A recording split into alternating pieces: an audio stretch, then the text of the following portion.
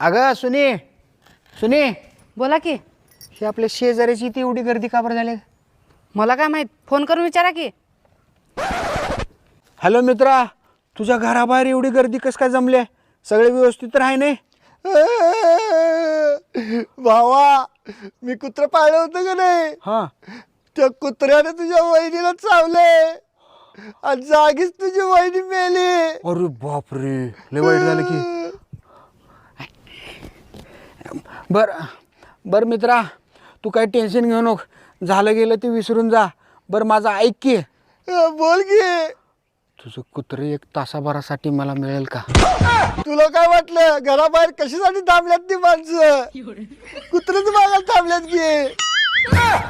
कुत्र्यासाठी एवढी गर्दी झाली होय? मला वाटलं ह्याच्या बायकोचं शोक मनवायला थांबल्यात काय की कडू 12 बोड्याचे.